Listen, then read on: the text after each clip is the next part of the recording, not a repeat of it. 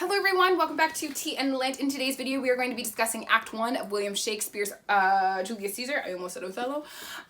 So please grab yourselves a cuppa and a copy and let's get into today's video.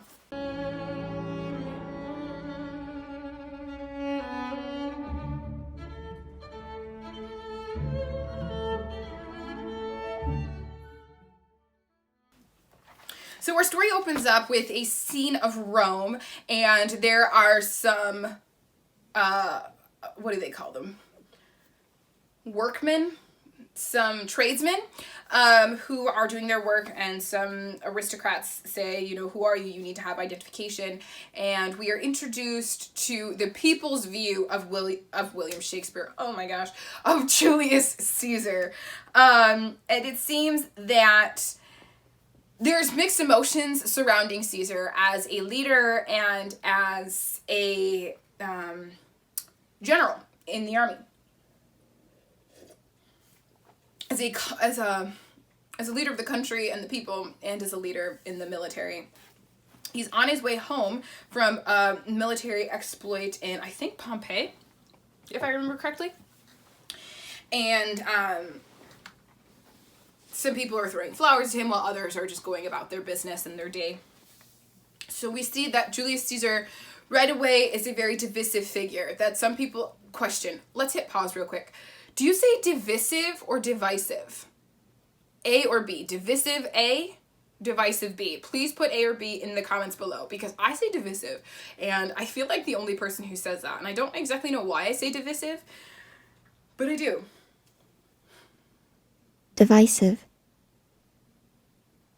I'm trying to think of like the English reason. I read this wonderful book earlier this year, The Logic of English, which has been so far my favorite book this year. I'm trying to think, you know, I-V-E. I think the technical term is divisive. We'll talk about this in the future, but I want to know. Divisive A, divisive B.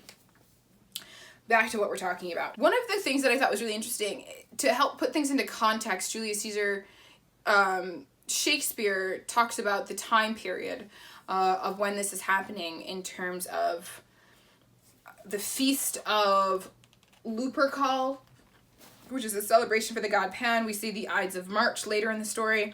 And so I had to Google all of these things because I don't know much about ancient Roman celebrations. But it was really interesting to see how Shakespeare is using dialogue to articulate what time of year it is. Thought that was super cool. One of the people says, to further illustrate how divisive the figure of Julius Caesar is, says, "Who else would soar above the view of men and keep us all in servile fearfulness?" And so you get this idea that he is, you know, ruling Rome with an iron fist, and that some people would prefer a little bit more freedom. Julius Caesar speaks with Mark Antony, who is a dear friend of his, and Caesar says something to him, and Antony says, of course, you know, we obey. Whatever Caesar says, we obey. Another character that we're going to meet is, the Ides of March is a religious holiday, and also a Roman deadline for debts. It is the day of Caesar's death, according to Google, and we'll see how that goes later on in the story. I feel like I can't really, spoil Shakespeare. Caesar dies. If you didn't know that from reading William Shakespeare, and if you didn't know that from the actual history, then I'm really sorry. But that's what's gonna happen. Cassius is speaking with Brutus and is trying to convince him, let's see, I observe you now. Cassius and Brutus are friends, but they seem to be having some issues. And I think part of that is based on that Cassius really wants to kill Caesar, and Brutus is a little bit unsure about it. And Cassius is trying to make sure that they stay on the same page with things. Very important to him to do that. Brutus and Cassius, in their dialogue of trying to get on the same page, Brutus has this wonderful line where he says, "No, Cassius," this is Act 1, Scene 2, line 58. "No, Cassius, for the eye sees not itself, but by reflection, by some other things." And I think that's a real testament to what the story is going to be about later, how we don't know ourselves as much as we fancy to think we know ourselves, and really because we have this reflection of ourselves. We look at ourselves in some other thing. We can see ourselves through how we treat other people, and we can see ourselves through how we navigate the world and how we care for the environment and these things. But you don't get a true authentic view of yourself because you can't look at yourself. I think that's a super interesting concept, but also I think it's an important thing to bear in mind as we continue through the story. How, Caesar may not have the most clear view of himself, how Brutus may not have the most clear view of himself, how Cassius may not have the most clear view of himself, and how they can only see themselves through how other people are reacting to them.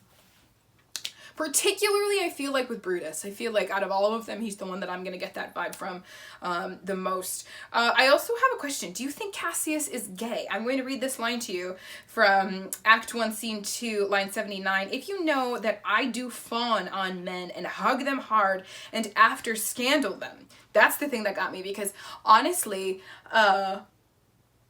language is dynamic, but also the way affection was portrayed between same-sex people was far more sentimental than it is now. We have this view that I think culturally, I think it's shifting now, but certain behaviors or certain things, you can't say certain things about your guy friends because otherwise you'll be seen as gay.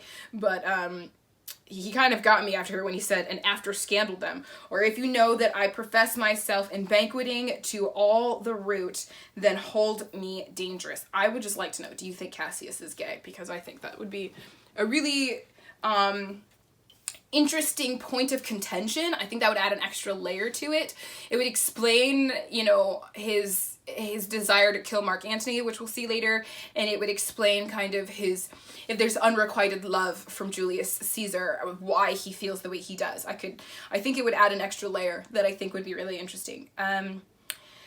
The vocabulary word that stuck out to me was in Act 1, Scene 2, line 102, which is the word leaf. It means happily as gladly. And as soon as I read leaf, I thought of Leif Erikson, the Viking explorer, which I think happened like some 500 years-ish after Caesar, so I was very surprised to see that. But apparently it is its own word. We do see that part of the issue with Cassius, whether he's gay or not, is that one of his issues with Caesar is that he feels like Caesar has presented himself as a god to the people of Rome, and he's not. Cassius has known him for years, and Cassius goes into a little bit of their history about how Caesar was kind of weak and soft, and there's a moment where Caesar and him were swimming, and Caesar calls out, Cassius, help me, or I'll sink. And so Cassius feels like, if you're a god, save yourself. Why do you have to have me, a mere mortal, come help you? So there's some challenge in that dynamic there. He says, did I, the tired Caesar, and this man is now become a god, and Cassius is a wretched creature, and must bend his body. If Caesar cluelessly but nod to him. So there is the problem that we see that is obvious to us is that Cassius has a problem that Caesar is in such high authority within Rome, and Cassius is not, even though Cassius is a war hero, a general. Caesar knows something's up, because in Act 2, in Scene 2, he says, Scene 2, line 204, he says of Cassius, I feel like I wrote this down wrong, so I want to make sure I get it right. No. Yond Cassius has a lean and hungry look. He thinks too much. Such a man is dangerous. So, really, Caesar should be following his gut here. Antony says, fear him not, Caesar. He's not dangerous. He is a noble Roman and well given. Caesar, would he were fatter. But I fear him not. Yet, if my name were liable to fear, I do not know the man I should avoid so soon as the spare Cassius. He reads much, he is a great observer, and he looks quite through the deeds of men. I absolutely love this description of Cassius. He loves no plays, as thou dost, Antony. He hears no music, seldom he smiles, and smiles in such a sort as if he mocked himself and scorned his spirit, that could be moved to smile at anything. Such men as he be never at heart's ease, whilst they behold a greater than themselves, and therefore are they very dangerous. I rather tell thee what is to be feared than what I fear.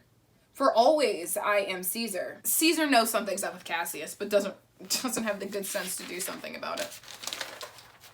I do love that line, that line from Caesar about Cassius.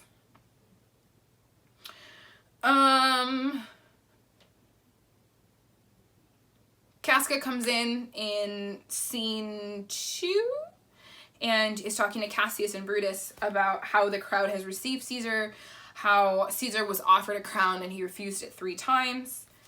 And I think it's to kind of feign humility a little bit.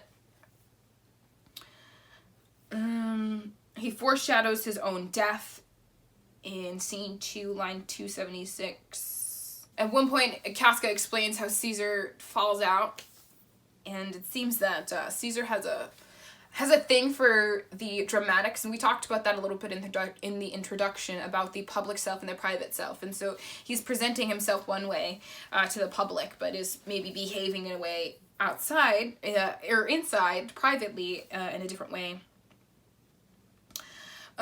Cassius is moving some pieces around and is trying to get Brutus to be on his side about needing to kill Caesar, and one of the ways that he brings about that is to write down notes pretending to be multiple people to stick through Brutus's window so that Brutus will feel like, oh, the people love me, and, you know, we do need to get rid of Caesar. So those are the big things from Act 1. Anyway, oh man, I'm losing steam. That's not good. We got 4 more of these videos to do. Alright guys, thank you so much for watching, and be sure you're subscribed because tomorrow we'll be doing Act 2.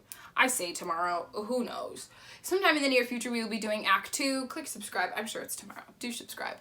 And in the description box I'll have notes for Julius Caesar Act 1, so you can check those out. Actually the whole of Julius Caesar, not just Act 1. In the comments let me know whatever question I asked. I don't even know what question I asked earlier.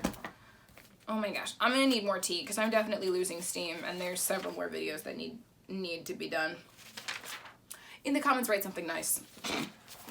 Bye.